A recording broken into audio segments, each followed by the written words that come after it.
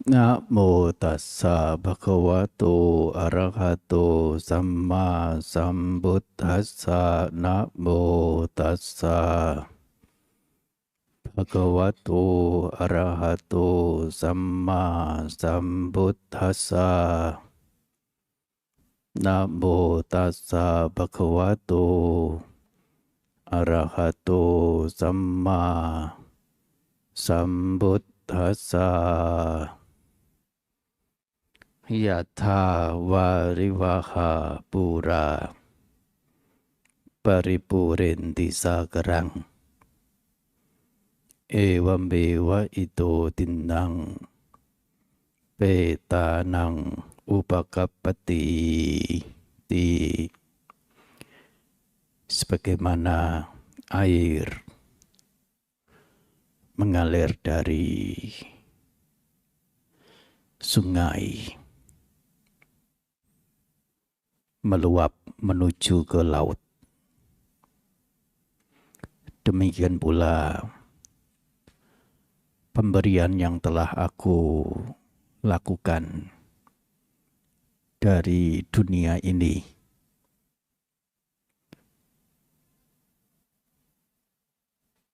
mengalir kepada mereka para mendiang dan seterusnya. Para upasika, upasaka, ibu bapak, saudara-saudari, budiman, budiwati, tamu undangan, hadirin, baik yang mengikuti secara tatap muka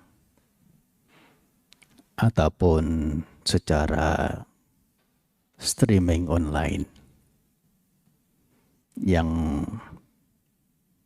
malam hari ini melakukan upacara terhitung sebagai kegiatan bajik kita selaku orang yang punya pegangan yang baik,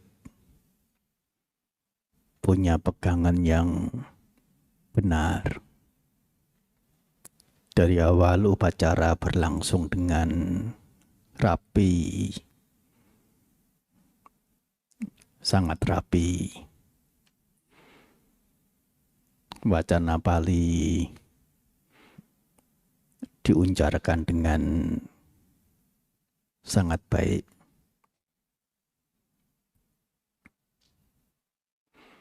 Termasuk mengagumkan di sini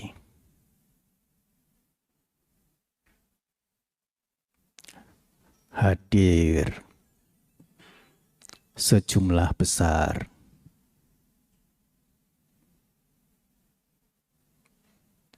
adik-adik, yaitu hadirin yang usianya belasan.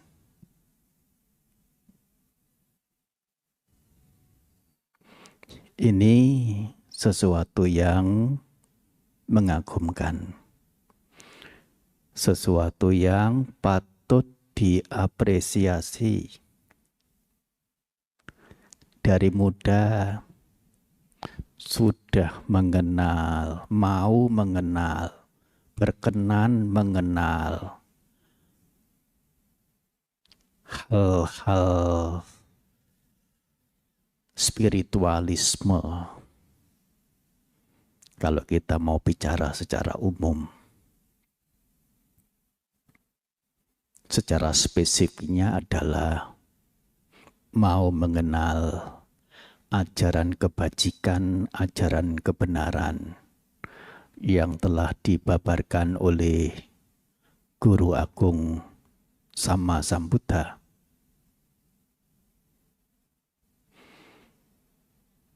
Bagaimanapun, saya masih merasa ada sesuatu yang kurang di sini.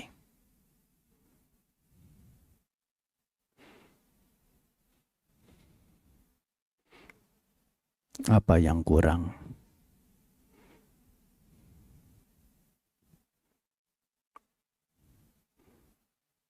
Hadirin yang berusia 50, 60, 70 jarang tampak.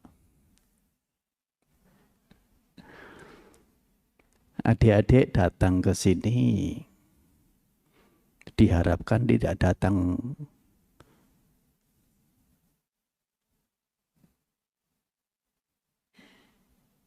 sendirian, mengajak papa mama, mengajak ama, nenek, mengajak akong, kakek, atau bibi, atau orang yang kita tuakan, kerabat kita, atau mungkin tetangga kita, kenalan kita, mengajak ya. Ya.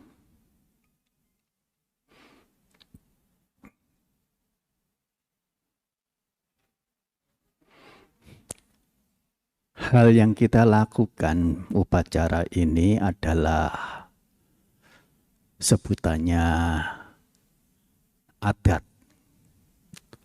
atau dalam bahasa serapan yang lain tradisi. Apa itu tradisi?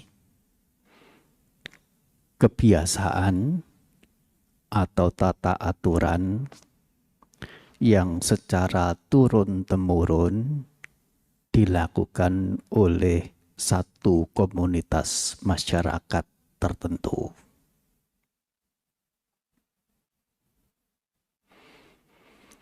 Adat ini atau tradisi ini diciptakan oleh siapa? Oleh dewa atau oleh manusia, orang-orang? Diciptakan oleh kita, manusia, orang-orang dalam komunitas kita ini sendiri juga. Tetapi setelah tradisi adat ini tercipta, itu mengikat. Tradisi ini menjadi mengikat anggota masyarakat untuk menjalankannya. Tanpa dijalankan, adat atau tradisi itu hanya akan menjadi kenangan atau menjadi sejarah. Adat tradisi dikatakan masih eksis, masih ada. Itu karena dijalankan sesuai dengan waktunya. Kita menyebutnya adat, kebiasaan yang dilakukan oleh suatu komunitas. Tapi sebatas karena atau hanya karena atas nama adat, seseorang tidak semestinya menutup mata artinya tidak memeriksa dengan pengetahuan kebijaksanaan.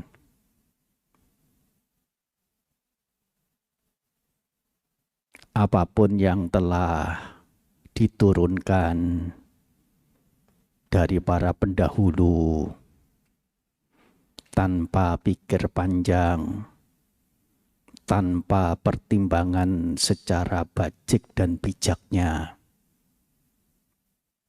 melakukan semuanya. Adat ini sehingga masih perlu dibarengi dengan adab. Adat perlu dibarengi dengan adab. Tahu perbedaannya ya? Adat itu tata kebiasaan. Adab itu adalah hal-hal patut secara bijaksananya. Perlu ada berjalan berbareng antara adat dan adab. Adat ini sangat perlu oleh karena rasa dalam orang hidup akan menjadi kurang jika tidak ada adat atau tata kebiasaan. Tetapi tata kebiasaan ini apabila tidak dibarengi dengan adab, yaitu nilai-nilai bajik, yaitu keterhindaran dari tindakan-tindakan tidak patut, tidak baik, tidak benar. Adat tata kebiasaan itu semestinya ya dirombak agar bisa bersesuaian dengan adab. Kita memegang ajaran Sang Buddha, tidak menolak adat kebiasaan. Apapun adat yang ada silahkan. Tetapi Sang Buddha, ajaran Buddha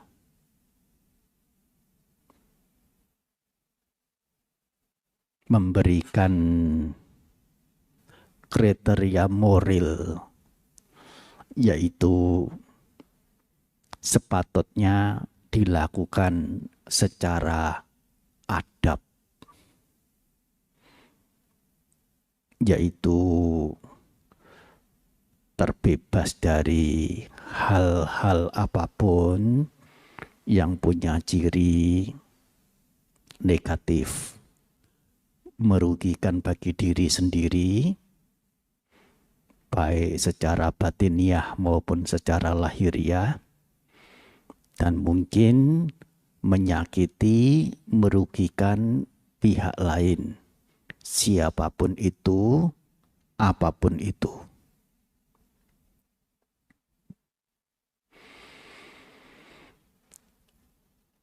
Upacara yang kita lakukan pada malam ini adalah salah satu adat. Yang adat ini bersesuaian dengan adab, sehingga tidak ada jeleknya, tidak ada salahnya. Bahkan saya punya keyakinan Sang Buddha jika beliau masih ada, akan mendukung upacara yang kita lakukan pada malam hari ini. Apa ciri upacara pada malam hari ini? Adalah kita punya kebesaran jiwa, punya kebesaran hati, berbagi hal-hal yang kita miliki. Sejauh kita senang, nilai yang bisa kita bagikan, berikan kepada siapa? Kepada mereka yang sanak juga bukan, keluarga juga tidak, leluhur juga tidak juga. Itu adalah inti dari upacara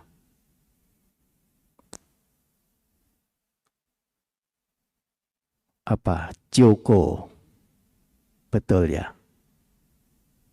Namanya Joko ya. Ini Joko itu bahasa apa itu? Bahasa Mandarinnya apa itu?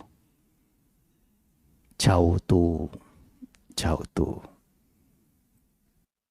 Jautu atau Joko itu adalah upacara memberi kepada mereka yang membutuhkan, tetapi tidak ada sanak saudara yang memberi.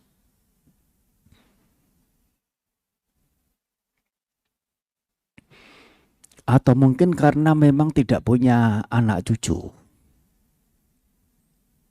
Tidak ada yang melimpahkan jasa kebajikan kepada mereka.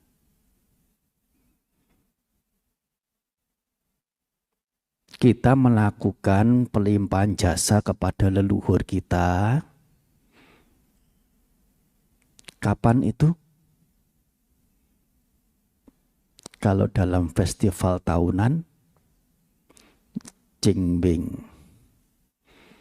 Di bulan Cengbing kita mengingat leluhur sendiri masing-masing. Mereka berjasa,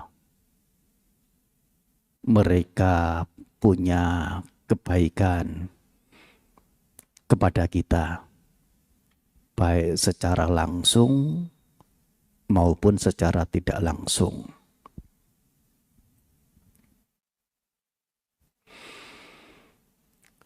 Pada upacara Jautu atau Joko, atau kita mungkin menyebutnya nama bulan, ya Jitgue, bulan 7. Tetapi bulan 7-nya itu di pertengahan. Bulan 7 di tanggal 14 atau di tanggal 15 di bulan purnamanya. Sehingga karena penanggalan tradisi Tionghoa dimulai bulan Sabit, mulai tanggal 1 sampai ke bulan gelap lagi tanggal 30. Mulai bulan Sabit tanggal 1 untuk bulan depannya. Sehingga bulan purnama itu adalah pertengahannya, di hari ke-14 atau di hari ke-15.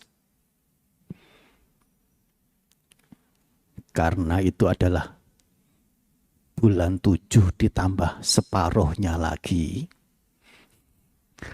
namanya adalah Chit Gue Pua. Tradisi di tempat lain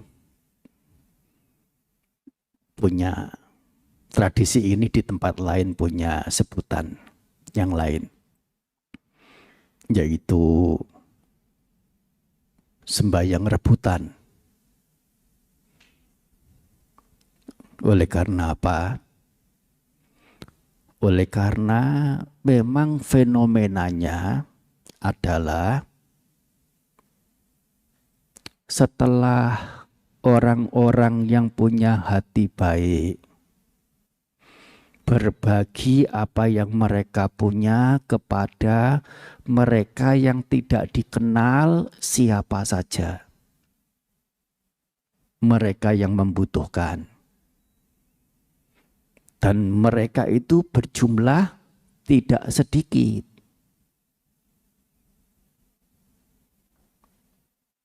Sehingga ada bagi-bagi gratis, ada bagi-bagi cuma-cuma, dan itu dilakukan dengan kesenangan hati oleh pihak yang berbagi itu. Mereka berdatangan untuk mengambil bagian buah kebajikan, dan datangnya dari segala arah, datangnya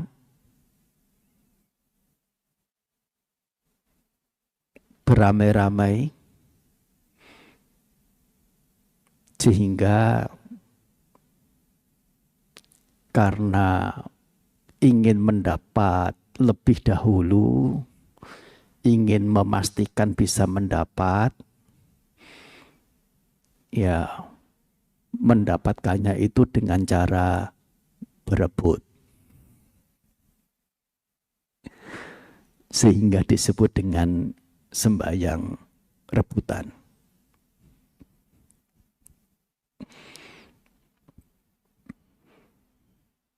Sehingga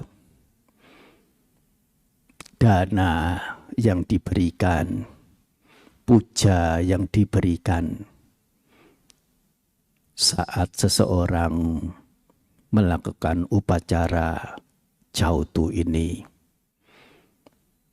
barang-barang yang dipersembahkan itu tidak untuk dibawa pulang ke rumah sendiri, tidak.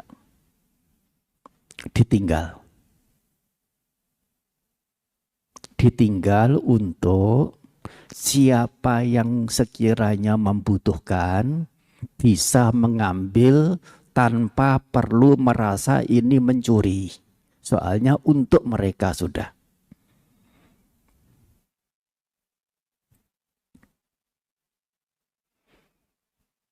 Ini bedanya upacara di bulan 7,5 dan upacara di bulan April.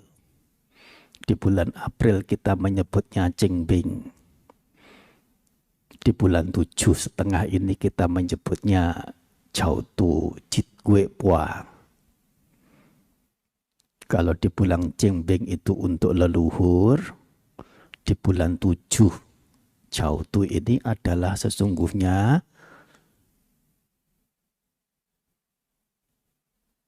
untuk siapapun yang meskipun bukan sanak keluarga.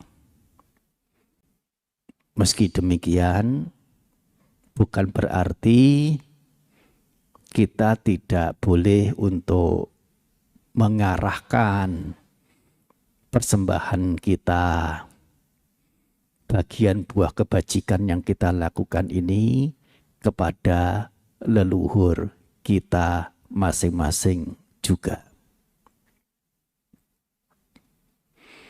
Yang mana ini ada kelengkapannya sesungguhnya, tradisi keturunan Tionghoa. Kalau Jit Gue Pua Chao Tu itu kepada mereka siapapun yang kita tidak kenal, berbagi kepada mereka. Cheng Beng berbagi kepada leluhur yang telah meninggal. Ketika tahun baru Imlek, berbaginya kepada orang-orang yang kita hargai, orang-orang yang berjasa, sahabat kita, teman kita, terlebih adalah orang yang kita tuakan, yang masih hidup. Pas ya? Kepada yang masih hidup, ada upacara, ada festivalnya sendiri, kita berbagi. Kepada leluhur yang sudah mendiang, ada waktunya sendiri. Kepada yang tidak kita kenal sekalipun, juga ada waktunya sendiri. Kita itu menunjukkan jiwa besar, hati baik kita, hati mulia kita. Sehingga upacara di bulan 7 separuh Jit Gue Pua ini terhitung tidak kalah pentingnya. Bahkan kalau mau ditimbang-timbang, memberi sesuatu kepada mereka yang pernah berjasa kepada diri kita, kepada mama papa yang masih hidup, kepada yang dituakan yang masih hidup. Berbalas jasa kepada mereka yang telah membuat kebaikan kepada diri. Itu sesuatu yang luar biasa atau sesuatu yang memang sudah lumrahnya? Sudah lumrahnya. Sudah lumrahnya kita berbagi, dalam arti berbalas jasa. Di bulan Cheng Beng, kepada leluhur yang telah mendiang, kalau kita ingin berbagi, mengingat beliau-beliau telah punya jasa kepada kita, secara langsung ataupun tidak, pemberian itu sesuatu yang luar biasa atau yang memang sudah lumrahnya? Sudah lumrahnya. Sudah sepatutnya, sudah semestinya. Tapi upacara di bulan 7 separuh, Jit Gue Pua, Ulambana juga disebut. Atau Joko. Sanak juga bukan, saudara juga bukan, teman sahabat juga tidak. Tapi kita masih punya kepedulian. Punya perhatian. Punya kasih, punya belas kasihan. Ini yang membedakan. Adalah hal yang justru ditimbang luar biasa. Dan ini dilakukan di dalam lingkup atau dalam kriteria ajaran Sang Buddha. Ada adabnya sudah dipastikan. Artinya upacara itu telah diatur sedemikian rupa dengan punya ciri hal bajik saja, hal bajik melulu. Artinya terbebas dari tindak-tindak yang tidak patut, yang buruk. Misalnya dengan melakukan korban dalam arti melakukan pembunuhan untuk menyenangkan sosok-sosok yang diharapkan bisa menerima.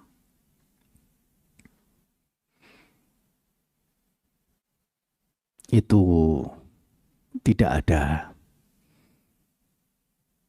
Artinya upacara kita itu upacara yang bersih.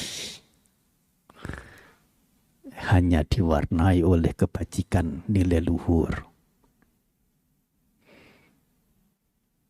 Artinya telah melakukan kebajikan dalam instansi, dalam kelembagaan, dalam institusi, atau dalam koridor ajaran Sang Buddha. Mengundang para bhikkhu untuk menerima dana dengan harapan setelah menerima, para bhikkhu akan beranumodana dan para donatur semuanya bisa mengarahkan bagian buah kebajikannya itu kepada mereka-mereka yang dituju, baik mendiang leluhur sendiri, termasuk juga mereka siapapun yang menginginkan untuk mendapatkan bagian buah kebajikan yang kita buat, kita tumbuh kembangkan ini. Dan ini yang menjadi satu ciri umat Buddha atau ciri upasaka, upasika yang disebut sebagai upasaka permata, upasika permata. Upasaka, upasika ya umum. Mereka yang menaruh keyakinan pada tiratana sebutannya upasaka, upasika secara umum. Tapi ada Sang Buddha menyebut upasaka permata, upasika permata, atau sebutan lainnya adalah upasaka teratai, upasika teratai. Teratai itu simbol kebersihan. Meskipun tumbuh di lingkup sarap sampah, di lelumpuran, bunga teratai itu terbebas dari kotoran-kotoran yang tetap menjaga kebersihannya. Upasaka teratai, upasika teratai adalah upasaka yang bersih. Upasika yang bersih, terjaga dari kotoran-kotoran, yaitu keburukan-keburukan.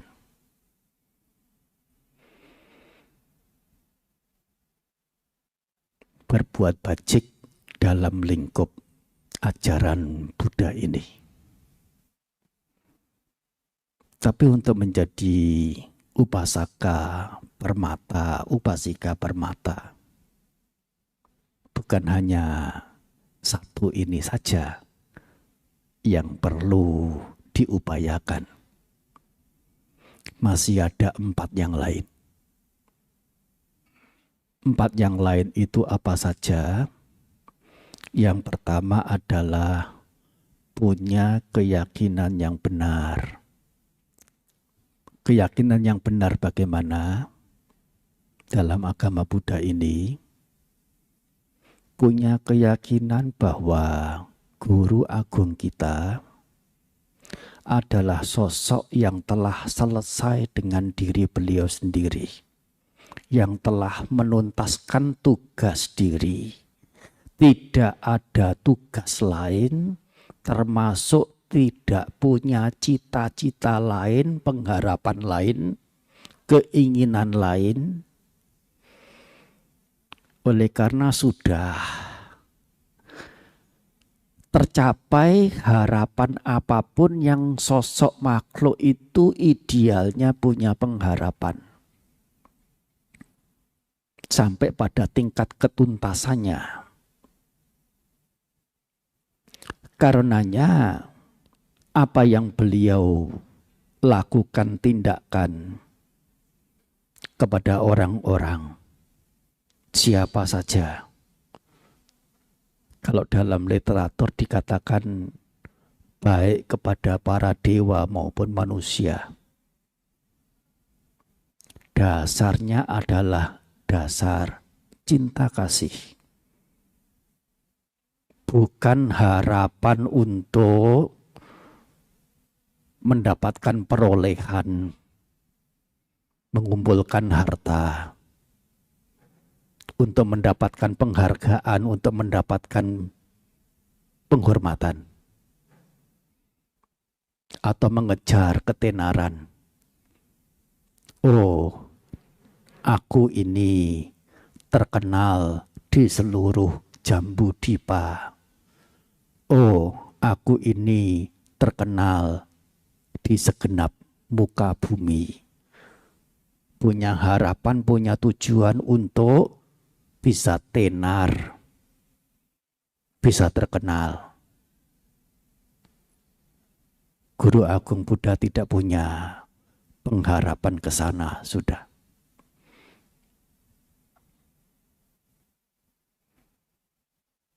Termasuk juga beliau tidak punya kehendak dalam mengajar dharma agar orang-orang itu tahu bahwa ini aku seorang sama Sambuddha.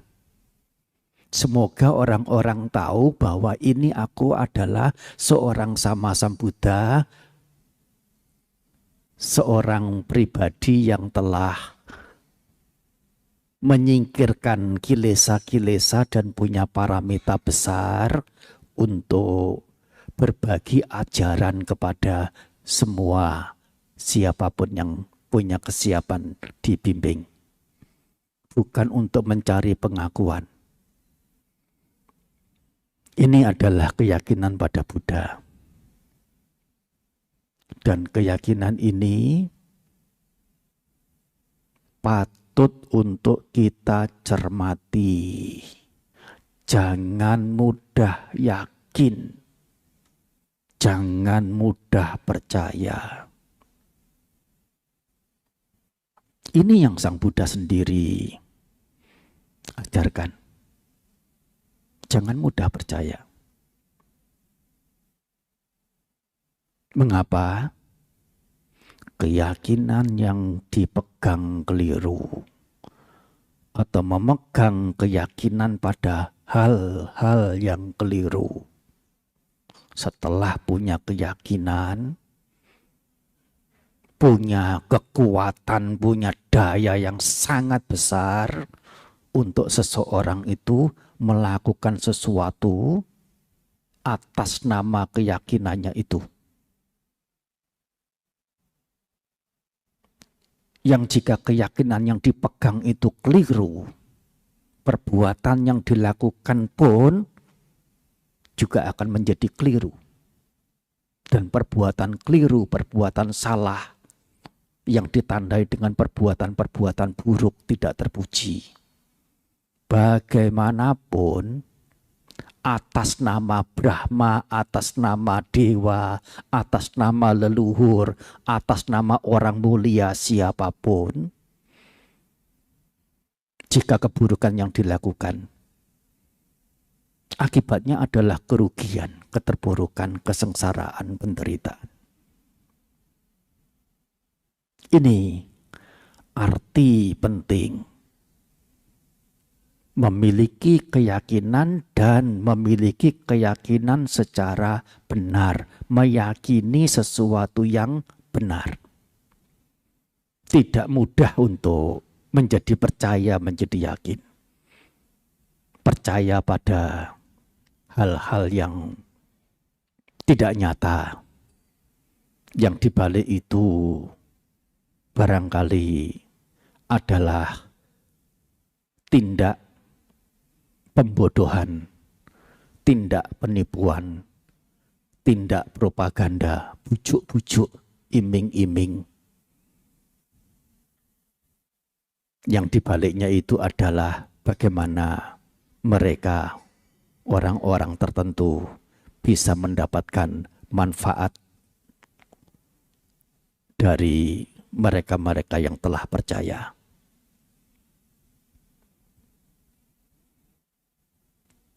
Kita punya keyakinan yang benar. Meskipun sebagai umat Buddha, kita tetap memeriksa keyakinan kita. Sudahkah kita punya keyakinan yang benar dalam ajaran Buddha ini? Tidak termasuk misalnya tidak punya keyakinan bahwa setelah aku masuk ke agama Buddha ini, aku akan bisa terhindar dari semua musibah. Sehingga mengapa aku punya keyakinan pada Buddha? Ini keyakinan yang salah. Keyakinan yang tidak semestinya. Beragama Buddha bukan untuk tidak ada musibah dalam hidup. Bagaimanapun musibah, baik yang disebabkan oleh diri sendiri atau disebabkan oleh alam, sudah alamiahnya. Ketuaan, penyakit, kematian, rintangan, halangan, apapun. Itu adalah sebuah kelumrahan. Hal yang wajar muncul. Dan beragama Buddha adalah bertujuan untuk mendapatkan cara ideal, mendapatkan cara aman dalam mengatasi musibah-musibah yang mungkin datang muncul pada kita. Itu yang semestinya. Bukan untuk bebas dari musibah, melainkan mengetahui cara ideal, cara bajik, cara bijaknya dalam mengatasi musibah. Ini punya keyakinan pada Buddha. Berikutnya adalah punya tata kebiasaan yang baik melalui menjalankan 5 sila. Bahwasanya kelima butir sila itu adalah pelindung, adalah pencegah dari gesekan, gosokan dalam hati. Terjadi iritasi di dalam batin. Kalau seseorang melanggar tata kebiasaan yang baik, melanggar salah satu dari 5 sila ini, ada potensi untuk muncul rasa iritasi di dalam hati. Dan tentu dampak-dampak buruk yang lainnya menyusul. Sebatas memunculkan iritasi di dalam diri sendiri, itu pekerjaan orang pandai atau pekerjaan orang yang belum pandai.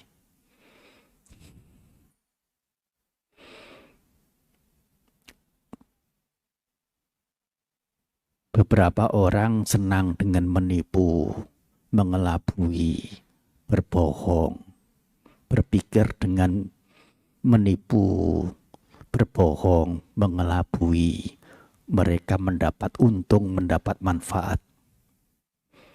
Ini adalah cara berpikir sempit, cara berpikir dungu, cara berpikir orang yang tidak melek matanya,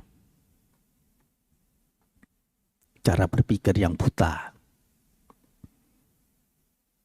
Untuk mereka yang melek, oh, kebohongan itu bukan manfaat. Kebohongan itu adalah kerugian untuk diriku, bukan untuk siapa yang lainnya. Dan jika aku menjaga kejujuran, itu juga manfaat bukan untuk orang lain, melainkan utamanya adalah untuk diriku ini. Satu di antara 5 sila itu dirawat, dijaga untuk mencegah kerugian-kerugian berupa rasa iritasi dan kerugian-kerugian yang lainnya. Ini adalah landasan kita memegang 5 sila atau Uposatha sila, 8 sila di hari-hari tertentu. Siapa yang menjalankan 8 sila di hari Uposatha, angkat tangan. 1, 2, 3. Berapa persen ini?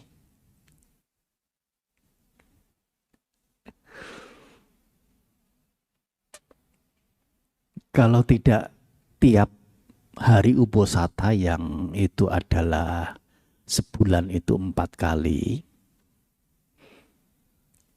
2 kalinya saja tidak apa-apalah. Waktu bulan gelap dan waktu bulan purnama. Nah, setidaknya ada. Kalau bulan gelap, bulan purnama, terlalu banyak Bante. Bulan purnama saja.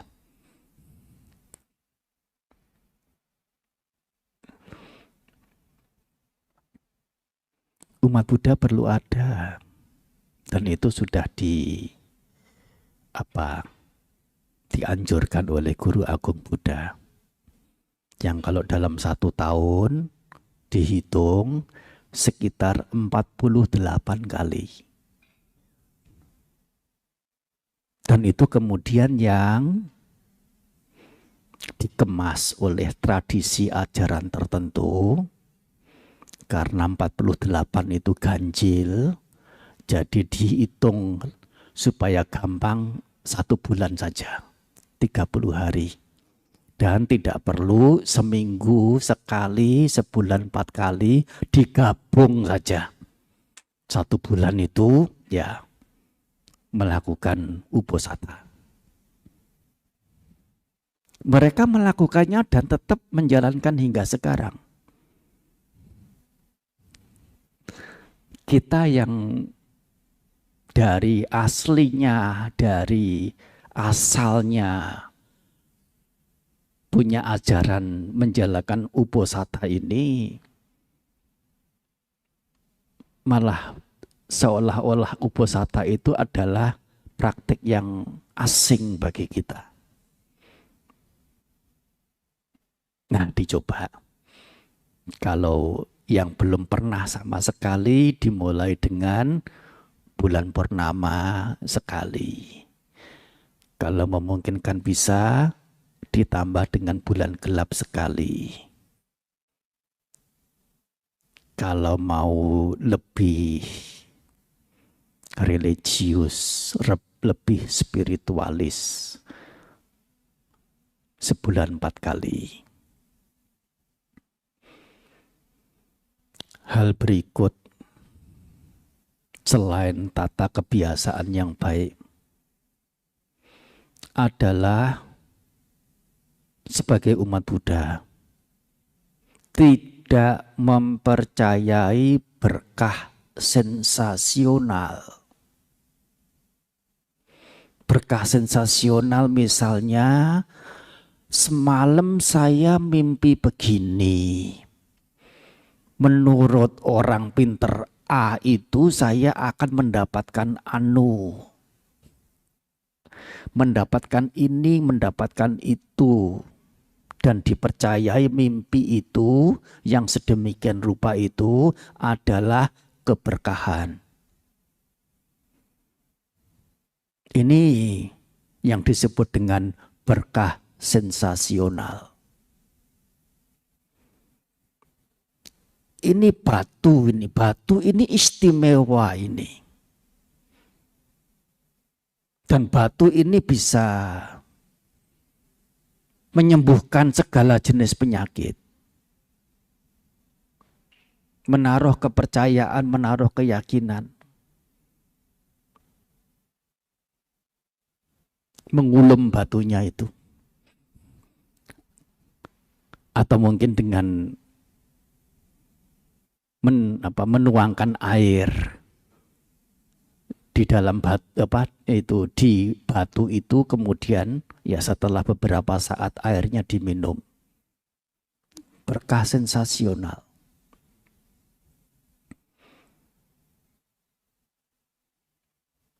Ada pohon kelapa mencabang 2. Oh, ini pohon yang ada berkahnya. Diberi barang puja dengan segala jenis harapan, permintaan, permohonan kepada pohon kelapa itu. Ini namanya berkah sensasional. Cerita ini adalah orang pinter, orang sakti, orang apa bisa menghilang, bisa melihat kehidupan lampau, melihat kehidupan mendatang. Menaruh keyakinan, menaruh kepercayaan. Dengan gampangnya, tanpa pertimbangan. Ini berkah sensasional. Kalau tidak memegang berkah sensasional seperti ini, bagaimana seseorang mengerti atau memegang apa yang umat Buddha ini mesti pegang? Yang umat Buddha mesti pegang adalah hukum perbuatan, hukum karma. Mengingat terus ke dalam diri. Apapun sisi luaran yang datang padaku, waktu demi waktu, bagaimana aku bisa menyikapi semua yang datang padaku itu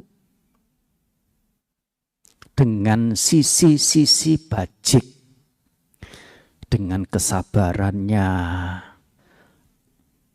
dengan cinta kasihnya, dengan kemurah hatiannya, dengan kerendah hatiannya, atau dengan apanya yang lain, pokoknya cirinya itu putih, cirinya itu terang, cirinya itu positif, cirinya itu baik. Keberkahan akan selalu menjadi jaminan.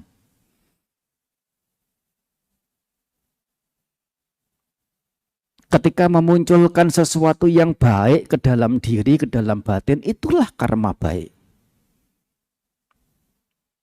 Yang kita ucapkan pun menjadi baik. Yang kita tindakan pun menjadi baik.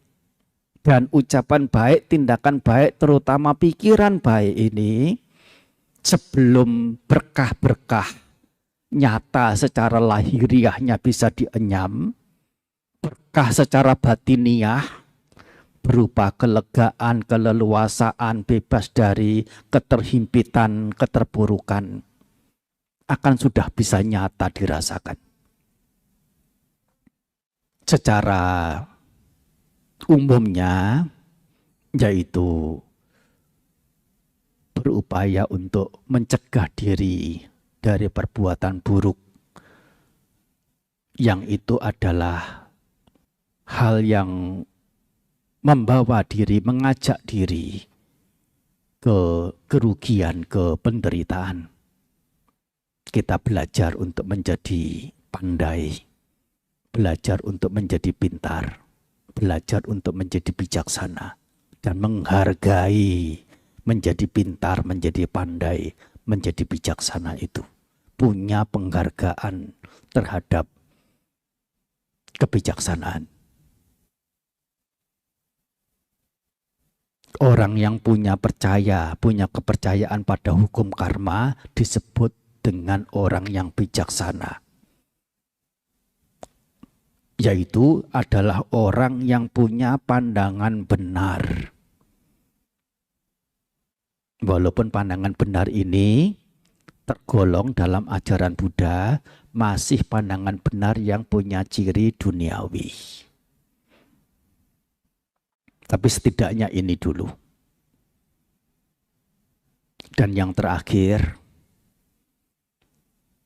kalau tadi yang di awal itu adalah telah melakukan perbuatan bajik dalam lingkup ajaran Sang Buddha. Sebetulnya itu adalah yang keempat. Seperti yang kita lakukan pada malam hari ini.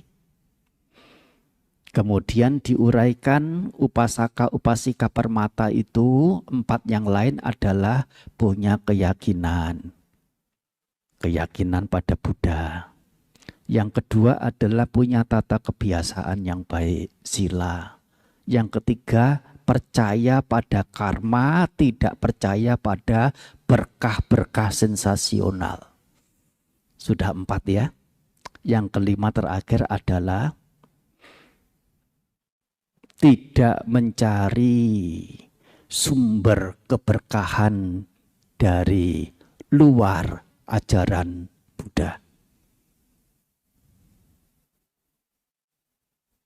Kalau mau menolong, membantu, menyokong, silahkan. Itu kebaikan. Tetapi mencari keberkahan lain dari ajaran Sang Buddha, lingkup ajaran Sang Buddha, itu ada risiko yang besar. Risikonya apa? Masuk ke cara pandang keliru, masuk ke keyakinan keliru. Dan setelah menjadi keyakinan bagaimana? Tadi sebagaimana dikatakan, setelah seseorang punya keyakinan dan keyakinannya itu salah, nyawanya itu bisa dikorbankan untuk menegakkan apa yang diyakini itu. Itu yang orang bisa lakukan dengan keyakinan. Dan kalau keyakinannya itu salah, betapa itu akan menjadi kerugian bagi diri.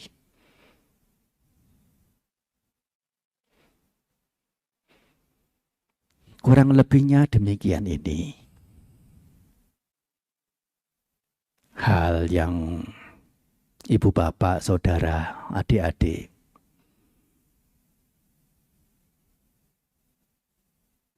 dalam penguraian Dharma ajaran Sang Buddha terkhususkan tentang kebajikan yang kita sedang lakukan pada malam hari ini adalah kebajikan yang luar biasa. Berbagi meskipun kepada mereka yang kita tidak mengenal, bukan famili, punya keterkaitan suka duka bagaimana dengan mereka juga tidak, tapi masih punya kepedulian, punya belas kasihan kepada mereka.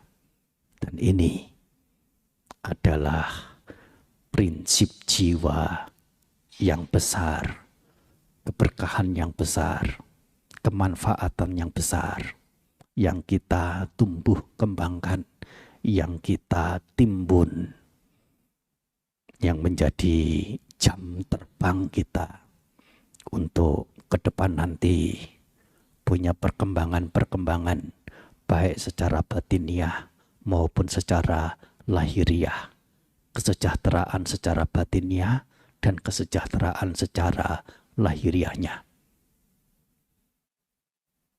Semoga mereka semua para mendiang berbahagia atas hal bajik yang kita semua lakukan. Siapa yang telah ikut andil dalam kebajikan ini, baik yang hadir maupun yang tidak hadir. Kebaikan, kebajikan memberi manfaat kepada sosok-sosok yang kita tuju, termasuk juga memberikan kebaikan, memberikan manfaatnya kepada diri kita, si pelaku kebajikan. Anumodana.